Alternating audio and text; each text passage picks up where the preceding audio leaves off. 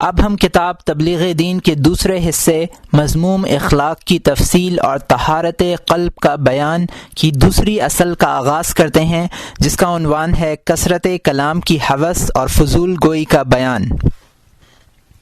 اس کا قطع کرنا بہت ضروری ہے، کیونکہ یوں تو اعضاء کے تمام کاموں کا اثر قلب پر پڑتا ہے، مگر زبان چونکہ قلب کی سفیر ہے اور جو نقشہ قلب میں کھنچتا ہے اور جس چیز کا تصور دل میں آتا ہے اس کا اظہار زبان ہی کیا کرتی ہے، اس لیے اس کی تاثیر قلب پر زیادہ نمایاں ہوتی ہے۔ عبث یعنی فضول کلام کی عادت کا نقصان۔ یاد رکھو کہ جب زبان جھوٹی ہو جاتی ہے تو دل بھی صورت کاذبہ کی تصویر کھنچتی اور کجی آ جایا کرتی ہے، خصوصاً جب کہ جھوٹ کے ساتھ فضول اور لغو گوئی بھی شامل ہو تو اس وقت تو قلب بالکل ہی سیاہ ہو جاتا ہے، یہاں تک کہ کثرت کلام سے قلب مر جاتا ہے اور معرفت الہی حاصل کرنے کی قابلیت ہی اس میں نہیں رہتی۔ اس وجہ سے رسول مقبول صلی اللہ علیہ وآلہ وسلم نے فرمایا ہے، اور یہ صحیح بخاری اور ترمذی کی حدیث ہے، کہ جو شخص اپنی زبان اور شرمگاہ کی حفاظت کا کفیل ہو گیا، میں اس کے لیے جنت کا کفیل ہوں۔ حدیث شریف میں آیا ہے، جو کہ طبرانی اور ترمذی کی حدیث ہے، کہ زبان ہی کے کرتوت اکثر لوگوں کو اوندھے منہ جہنم میں دھکیلیں گے، لہٰذا اس کی حفاظت بہت ضروری ہے۔ مسلمان کو چاہیے کہ اگر زبان ہلائے تو نیک بات اور کلمۃ الخیر بولے، ورنہ چپ رہے، کیونکہ جب زبان زیادہ چلنے لگتی ہے تو لغو گوئی بڑھ جاتی ہے، اور جب لغو گوئی بڑھ گئی تو خدا جانے کس حد تک پہنچے اور کیا کچھ منہ سے بکتا پھرے۔ حضرت ابو بکر صدیق رضی اللہ تعالی عنہ اپنے منہ پر پتھر رکھ لیتے تھے تاکہ نفس متنبہ رہے اور زبان ضرورت سے زیادہ کلام نہ کرے۔ فصل زبان کے متعلق گناہوں سے بچنے کے لیے اس آیت پر عمل کرنا کافی ہے۔ لا خیر فی کثیر من نجواہم، جس کا خلاصہ منشا یہ ہے کہ فضول اور بے فائدہ کلام نہ کرو، صرف ضروری بات کے اظہار پر اکتفا کرو، اسی میں نجات ہے۔ کلام عبث کی ماہیت۔ حضرت انس رضی اللہ تعالی عنہ فرماتے ہیں کہ کسی غزوے میں ایک نوجوان شہید ہو گیا۔ لڑائی سے فراغت کے بعد شہیدوں کی نعشوں میں اس کی نعش بھی ملی اور دیکھا گیا کہ اس کے پیٹ پر پتھر بندھا ہوا تھا۔ تھوڑی دیر بعد اس کی ماں آئی اور فاقے کی حالت میں اللہ کے نام پر جان دینے والے شہید بیٹے کے پاس بیٹھ کر اس کے منہ سے مٹی پونچھی اور کہا کہ بیٹا تجھ کو جنت مبارک ہو۔ یہ سن کر رسول مقبول صلی اللہ علیہ وآلہ وسلم نے فرمایا کہ کیا خبر ہے، ممکن ہے کہ بے فائدہ کلام کرنے کا عادی ہو، یعنی مطلب یہ کہ جس سے اس کے مرتبوں میں کمی آ جائے۔ گو شہادت کا ثواب ہے اور حدیث میں اس ثواب کی نفی نہیں، اور جنت سے روکنے کا مضمون مترجم صاحب نے بڑھایا ہے، اصل عربی میں نہیں۔ اس سے معلوم ہوا کہ فضول گوئی کی عادت جنت میں جانے سے روکنے والی چیز ہے۔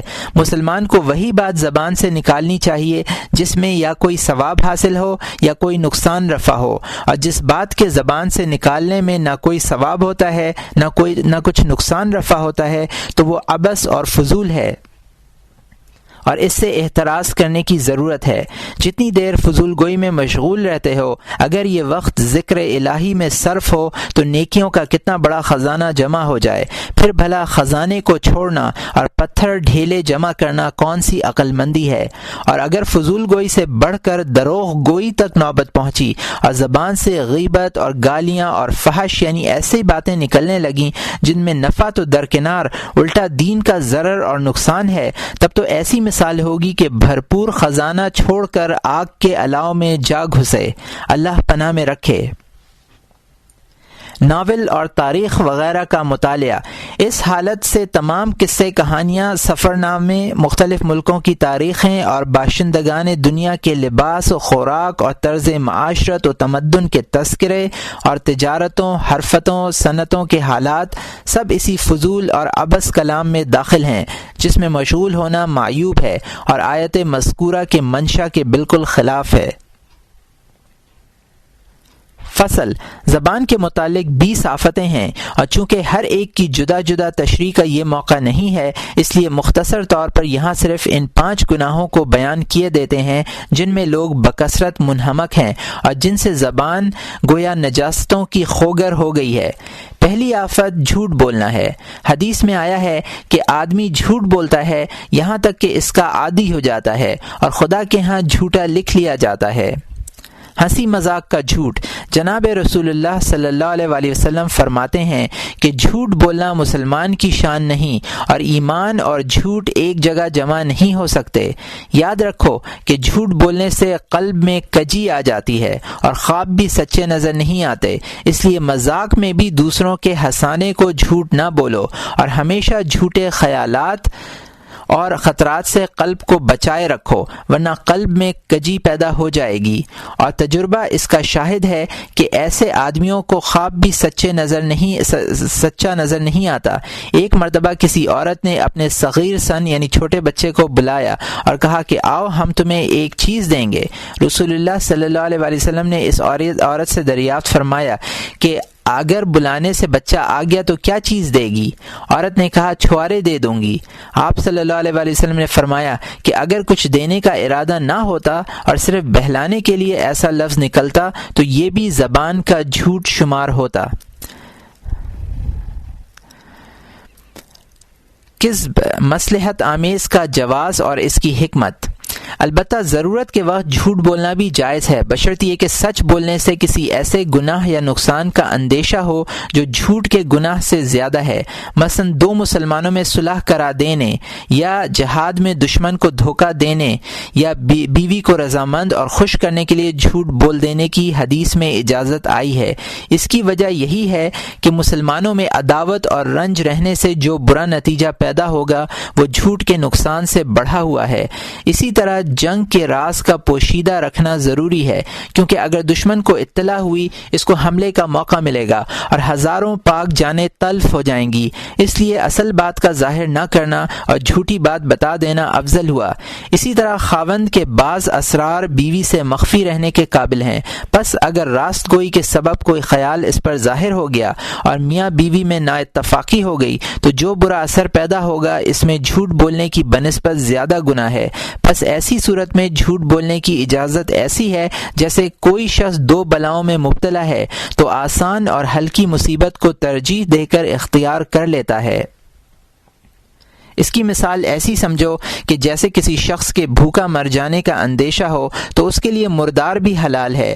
اسی طرح اپنے یا مسلمان بھائی کا مال ظالم کے ہاتھ سے بچانے کو یا کسی کی خفیہ رکھی ہوئی امانت کو محفوظ رکھنے کے لیے دوسروں کے سامنے انکار کر دینا اور جھوٹ بول دینا جائز ہے، اور اپنی معصیت کا انکار بھی اسی وجہ سے جائز ہے کہ فسق و فجور کا اعلان حرام ہے، یا اپنی بیوی سے یہ کہہ دینا کہ میری دوسری بیوی تمہاری صوت مجھے تم سے زیادہ پیاری نہیں ہے۔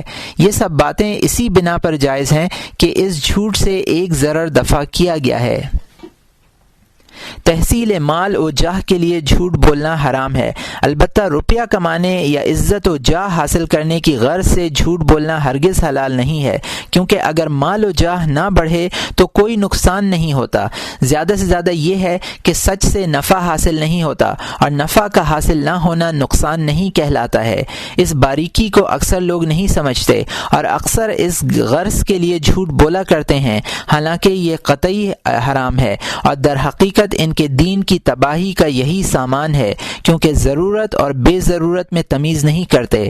افسوس کی بات ہے کہ جاہلوں نے خیالی اور فرضی ضرورتوں کو بھی ضرورت سمجھ لیا ہے، حالانکہ شرعی اور واقعی ضرورت جس کا نام ہے وہ ہم اوپر بیان کر چکے ہیں کہ جب تک حالت اضطرار اور کسی بڑے نقصان کا غالب گمان نہ ہو اس وقت تک مردار کا کھانا حلال نہیں ہے۔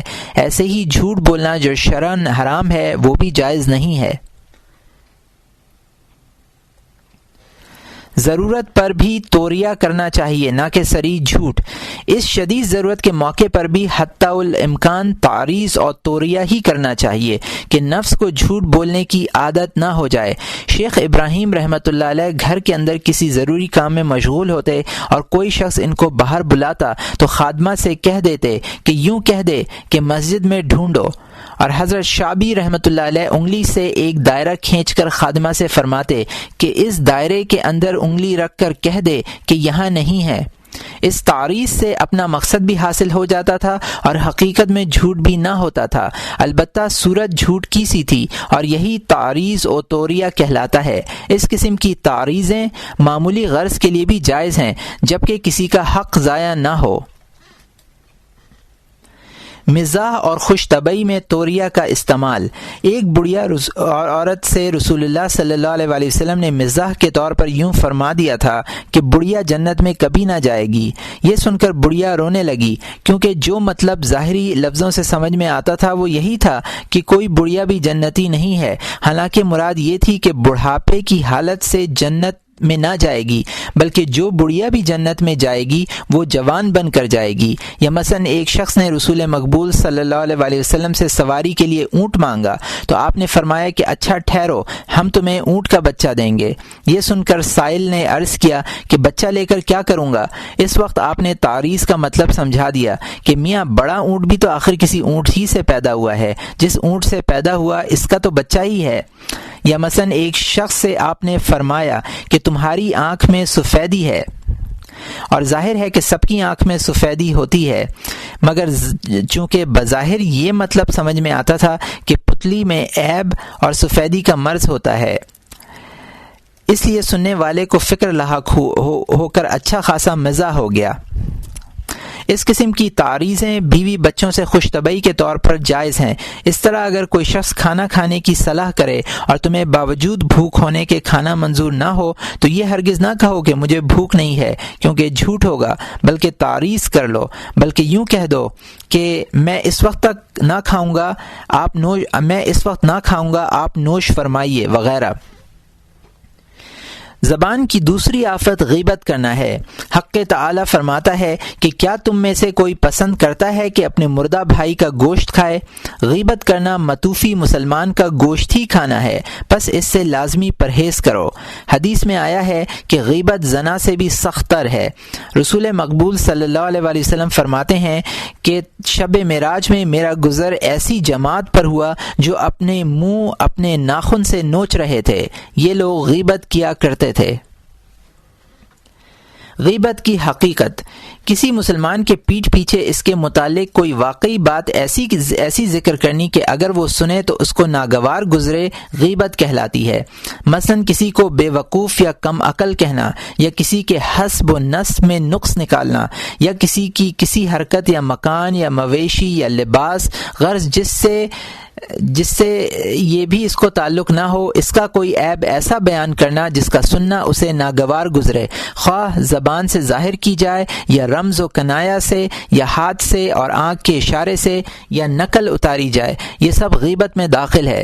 حضرت عائشہ رضی اللہ تعالی عنہا نے ایک موقع پر کسی عورت کا ٹھگنا ہونا ہاتھ کے اشارے سے ظاہر کیا اور یوں کہا تھا کہ یا رسول اللہ، وہ عورت جو اتنی سی ہے۔ اس پر آپ نے فرمایا، اے عائشہ، تم نے اس کی غیبت کی ہے۔ مولویوں کا انداز غیبت۔ سب سے بدتر غیبت وہ ہے جس کا رواج مقتدی اور دیندار لوگوں میں ہو رہا ہے، کیونکہ وہ غیبتیں کرتے ہیں پھر اپنے آپ کو نیک سمجھتے ہیں۔ ان کی غیبتیں بھی نرالے انداز کی ہوتی ہیں۔ مثلا مجمع میں کہنے لگے کہ اللہ کا شکر ہے اس نے ہم کو امیروں کے دروازوں پر جانے سے بچا رکھا ہے، ایسی بے حیائی سے خدا پناہ میں رکھے۔ اس کلمے سے جو کچھ ان کا مقصود ہے وہ ظاہر ہے کہ عمرہ کے پاس بیٹھنے والے مولویوں پر طعن کرنا اور ان کو بے حیا کہنا منظور ہے، اور ساتھ ہی اپنی صلاحیت تقوی جتا رہے اور ریاکاری کے گناہ کما رہے ہیں۔ اس طرح مثلا کہنے لگے کہ فلاں شخص کی بڑی اچھی حالت ہے، اگر اس میں حرص دنیا کا شائبہ نہ ہوتا جس میں ہم مولوی مبتلا ہو جاتے ہیں۔ اس فقرے سے بھی جو کچھ مقصود ہے وہ ذرا سے تأمل سے سمجھ میں آ سکتا ہے کہ اس کا بے صبرا ہونا ظاہر کرتے ہیں اور اپنی طرف حرص کی نسبت اس نیت سے کرتے ہیں کہ سننے والا ان کو متواضع سمجھے، اور یہی غیبت ہے، ساتھ ہی ریاکاری بھی ہے۔ زیادہ تعجب تو اس پر ہوتا ہے کہ یہ حضرات غیبت کرتے ہیں اور اپنے آپ کو غیبت سے محفوظ اور پارسا سمجھتے ہیں، یا مثلاً بول اٹھے سبحان اللہ، بڑے تعجب کی بات ہے، اور جب اتنا کہنے پر لوگوں نے اس بات کے سننے کے شوق میں ان کی جانب کان لگائے تو کہنے لگے کچھ نہیں، فلاں شخص کا خیال آ گیا تھا، حق تعالی ہمارے اور اس کے حال پر رحم فرمائے اور توبہ کی توفیق دے۔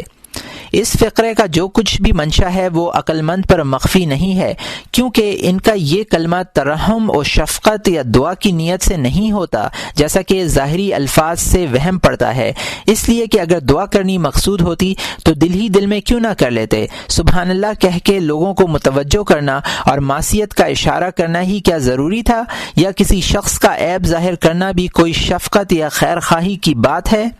اس طرح بعض لوگوں کی عادت ہے کہ غیبت سے منع کرتے ہیں اور کہتے ہیں کہ بھائی غیبت مت کیا کرو، مگر دل ان کا غیبت کو مکروہ نہیں سمجھتا، بلکہ اس نصیحت کرنے والے سے محض اپنی دینداری اور تقوی ظاہر کرنا مقصود ہوتا ہے۔ اسی طرح کسی مجمع میں غیبت ہوتی ہے تو ناصح اور پارسا بن کر کہنے لگتے ہیں کہ میاں غیبت کرنا گناہ ہے، اس سے ہم سننے والے بھی گناہ گار ہوتے ہیں۔ یہ لوگ کہنے کو تو کہہ جاتے ہیں مگر دل ان کا مشتاق رہتا ہے کہ کاش یہ شخص ہماری نصیحت پر عمل نہ کرے، جو کچھ کہہ رہا ہے کہے جائے اور ہمیں سنائے جائے۔ بھلا کوئی ان سے پوچھے کہ غیبت سننے کا انتظار بھی ہے، اور پھر یوں بھی سمجھتے ہو کہ ہم منع کر کے گناہ سے سبکدوش ہو گئے؟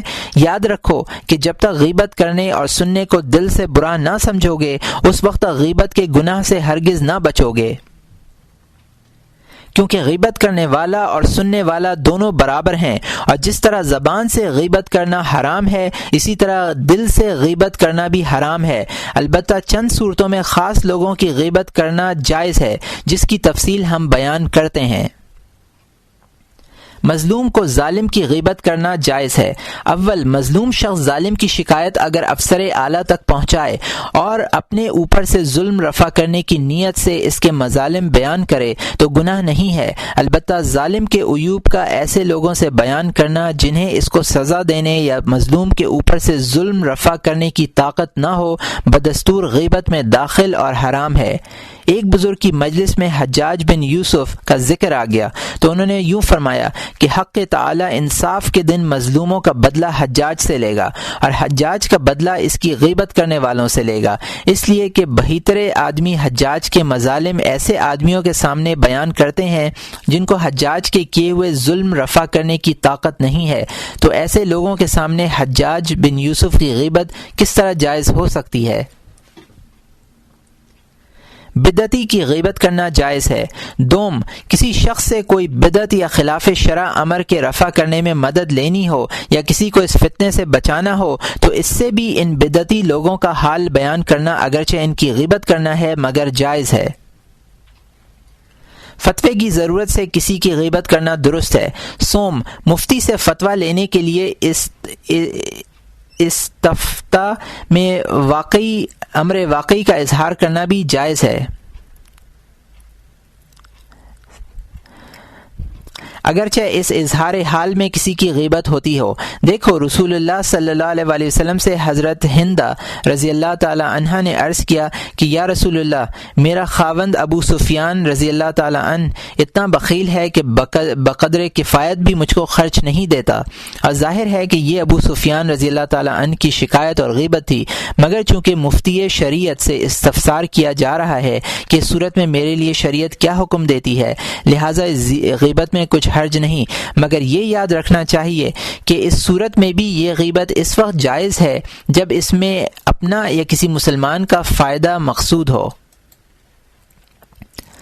دوسرے کو نقصان سے بچانے کے لیے غیبت کرنا جائز ہے۔ چہارم، اگر کوئی شخص کسی سے نکاح یا خرید و فروخت کا معاملہ کرتا ہے اور تم کو علم ہو کہ اس معاملے میں ناواقفیت کی وجہ سے اس کا نقصان ہے تو اس کو نقصان سے بچانے کے لیے اس کا حال بیان کر دینا بھی جائز ہے۔ اسی طرح قاضی کی عدالت میں کسی گواہ کا کوئی عیب اس نیت سے ظاہر کرنا کہ صاحب حق کو اس مقدمے میں میرے خاموش رہنے سے نقصان نہ پہنچ جائے، جائز ہے، البتہ صرف اس شخص سے ذکر کرنا جائز ہے جس کے نقصان کا اندیشہ ہو یا جس پر فیصلہ اور حکم کا مدار ہو۔ پنجم، اگر کوئی شخص ایسے نام ہی سے مشہور ہو جس میں عیب ظاہر ہوتا ہو، مثلاً اعمش یعنی چندھا، اعرج لنگڑا، تو اس نام سے اس کا پتہ بتلانا غیبت میں داخل نہیں ہے۔ پھر بھی اگر دوسرا پتہ بتلا دو تو بہتر ہے تاکہ غیبت کی صورت بھی پیدا نہ ہو۔ ششم، اگر کسی شخص میں کوئی عیب ایسا کھلا ہوا پایا جاتا ہے کہ لوگ اس کا یہ عیب ظاہر کرتے ہیں تو اسے ناگوار نہیں گزرتا، مثلا مخنث یا ہجڑا کہ ان کے اس فعل کا تذکرہ کیا جاتا ہے تو ان کو خیال بھی نہیں ہوتا، تو یہ تذکرہ بھی غیبت سے خالی ہے۔ البتہ اگر اس کو ناگوار گزرے تو حرام ہے، کیونکہ فاسق بھی کسی ایسے گناہ کا ذکر کرنا جو اسے ناگوار گزرے بلا عذر خاص جائز نہیں ہے۔ فصل، نفس کو غیبت سے روکنے کی تدبیر یہ ہے کہ غیبت کی سزا اور نقصان میں غور کرو۔ حدیث میں آیا ہے کہ آگ جو گھاس میں اثر کرتی ہے، غیبت اس سے جلد اور زیادہ اثر مسلمان کی نیکیوں میں کرتی ہے، یعنی غیبت کرنے سے نیک اعمال جل جاتے ہیں۔ اب ذرا سوچو کہ جب کوئی نیکوکار شخص جس نے دنیا میں مشقتیں اٹھا کر نیکیاں جمع کی تھیں، جب قیامت کے دن اپنے نامہ اعمال کو کورا دیکھے گا اور اس کو معلوم ہوگا کہ غیبت کی وجہ سے اس کی نیکیاں اس شخص کے نامہ اعمال میں لکھ دی گئی ہیں جس کی وہ غیبت کیا کرتا تھا، تو کس قدر حسرت و افسوس کرے گا۔ مسلمانوں کو سوچنے کے لیے اپنے ہی نفس کے عیوب بہترے ہیں، اس لیے مناسب ہے کہ جب فرصت ملے اپنی حالت پر نظر ڈالو اور جو عیب پاؤ اس کے رفع کرنے میں مصروف ہو جاؤ کہ دوسروں کے عیوب دیکھنے کا موقع ہی نہ آئے، اور یوں سمجھو کہ تمہارا ذرا سا عیب جتنا تم کو نقصان پہنچائے گا، دوسرے کا بڑا عیب بھی تم کو اس قدر نقصان نہیں پہنچائے گا۔ اور اگر تمہیں اپنا عیب نظر نہ آئے تو یہ خود ایسا عیب ہے جس کی برابر کوئی عیب نہیں، کیونکہ کوئی انسان عیب سے خالی نہیں ہے۔ بس اپنے آپ کو بے عیب سمجھنا تو بڑا سخت عیب ہے، اس لیے اول اس کا علاج کرو اور اس کے بعد جو عیب نظر آتے جائیں ان کی تدبیر کرتے رہو، اور اگر اتفاقاً اس پر بھی کسی شخص کی غیبت ہو جائے تو اللہ سے توبہ جلد کرو اور اس شخص کے پاس جا کر غیبت کی خطا جدا معاف کراؤ، اور اگر اس سے نہ مل سکو تو اس کے لیے دعائے مغفرت مانگو اور خیرات کر کے اس کے روح کو ایصال ثواب کرو۔ غرض چونکہ تم نے غیبت کر کے اپنے مسلمان بھائی پر ظلم کیا ہے، اسی لیے جس طرح ممکن ہو اس ظلم کی جلد تلافی کرو۔ زبان کی تیسری آفت فضول جھگڑا کرنا ہے۔ رسول مقبول صلی اللہ علیہ وآلہ وسلم فرماتے ہیں کہ جو مسلمان باوجود حق پر ہونے کے جھگڑے سے دست بردار ہو جائے تو اس کے لیے اعلیٰ جنت میں محل تیار ہوگا۔ یہ بالکل صحیح ہے کہ برسر حق ہو کر خاموش ہو بیٹھنا بہت دشوار ہے، اور اسی لیے حق پر ہو کر جھگڑے سے علیحدہ ہو جانا ایمان کا کمال شمار کیا گیا ہے۔ جھگڑے اور نزاع کی حقیقت، جان لو کہ کسی بات پر اعتراض کرنا اور اس کے الفاظ یا معنی میں غلطی اور نقص نکالنا جھگڑا کہلاتا ہے، اور اکثر یہ دو وجہ سے ہوتا ہے، یعنی یا تو کبر کی بنا پر کہ اپنی بڑائی اور لسانی یا تیز زبان کا اظہار مقصود ہوتا ہے، یا دوسرے شخص کو چپ کرنے اور عاجز بنا دینے کا شوق ہوتا ہے۔ اسی لیے مسلمان کو چاہیے کہ جو بات واقعی اور حق ہو تو اس کو تسلیم کر لے، اور جتنی خلاف واقع یا غلط ہو تو اس پر سکوت اختیار کر لے۔ البتہ اگر اس غلطی کے ظاہر کرنے میں کوئی دینی فائدہ ہو تو اس میں سکوت کرنا جائز نہیں ہے، مگر پھر بھی اس کا ضرور خیال رکھے کہ جو کچھ بیان کرے وہ نرمی اور سہولت سے بیان کرے، تکبر اور سختی کے ساتھ نہ کہے۔ زبان کی چوتھی آفت مذاق اور دل لگی کرنا اور زیادہ ہنسنا ہنسانا ہے۔ اس سے قلب مردہ ہو جاتا ہے اور ہیبت و وقار جاتا رہتا ہے۔ ایسا شخص لوگوں کی نظروں سے گر جاتا ہے اور بسا اوقات دوسروں کو اس کے ساتھ کینہ و عداوت بھی پیدا ہو جاتی ہے۔ نور معرفت میں تاریکی آ جاتی ہے اور تحت الثری میں پھینک دیا جاتا ہے۔ تحت الثری یعنی بہت ہی نچلے درجے میں پھینک دیا جاتا ہے۔ شائستہ مزاح جائز ہے، البتہ تھوڑے مزاح میں کچھ مذائقہ نہیں، خصوصاً اگر بیوی بچوں کا دل خوش کرنے کو ہو تو سنت ہے، کیونکہ ایسا مزاح رسول مقبول صلی اللہ علیہ وآلہ وسلم سے بھی منقول ہے، مگر وہ مزاح در حقیقت واقعی بات ہوتی تھی، کسی قسم کا جھوٹ نہ ہوتا تھا۔ مثلا ایک بڑھیا سے آپ نے فرمایا کہ جنت میں بوڑھی عورت کوئی نہ جائے گی، اس کا مطلب یہ تھا کہ جنت میں جو بھی عورت جائے گی وہ جوان ہو کر جائے گی۔ یا مثلا حضرت صہیب رضی اللہ تعالی عنہ کے لڑکے تھے، انہوں نے لال پال رکھا تھا، اتفاق سے لال مر گیا تو رسول مقبول صلی اللہ علیہ وسلم نے فرمایا کہو جی ابو عمیر تمہارا لال کیا ہوا؟ اس طرح ایک دفعہ حضرت صہیب چھوہارا کھا رہے تھے اور ان کی ایک آنکھ دکھتی تھی، اور آپ صلی اللہ علیہ وسلم نے فرمایا کیوں صاحب آنکھ تو دکھتی ہے اور چھوہارا کھا رہے ہو؟ انہوں نے مزاحاً جواب دیا کہ یا رسول اللہ دوسری طرف سے کھا رہا ہوں، یعنی جس طرف کی آنکھ دکھتی ہے اس داڑھ سے نہیں کھاتا۔ ایک دفعہ حضرت صلی اللہ علیہ وسلم نے حضرت عائشہ صدیقہ رضی اللہ تعالی عنہا کے ساتھ محض دلجوئی اور خوش طبعی کے طور پر دوڑے بھی ہیں، غرض ایسے مزاح میں کچھ حرج نہیں، البتہ اس کی عادت ڈالنی اچھی نہیں ہے۔ پانچویں آفت مداح کرنا ہے۔ تم نے دیکھا ہوگا کہ اکثر واعظوں اور دنیا دار مسلمانوں کی عادت ہے کہ مالدار اور صاحب جاہ و حشم لوگوں کے تعریفیں کرتے اور ان کی شان میں مدحیہ قصیدے لکھتے اور ان کو نذرانے کے طور پر پیش کرتے ہیں، حالانکہ ان میں 4 خرابیاں مدح کے حق میں اور 2 برائیاں ممدوح کے حق میں ہیں۔ مداح کے حق میں مدح سرائی کا نقصان۔ مداح خواہ کی خرابیاں تو یہ ہے، اول ایسی باتیں کی جاتی ہیں جو واقع کے خلاف ہوتی ہیں اور جن کا ممدوح میں نشان بھی نہیں ہوتا، ظاہر ہے کہ یہ سری جھوٹ ہے اور کبیرہ گناہ ہے۔ دوم، محبت کا لمبا چوڑا اظہار کرتے ہیں حالانکہ دل میں خاک بھی محبت نہیں ہوتی، اور یہ سری ریا نفاق ہے جو گناہ و حرام ہے۔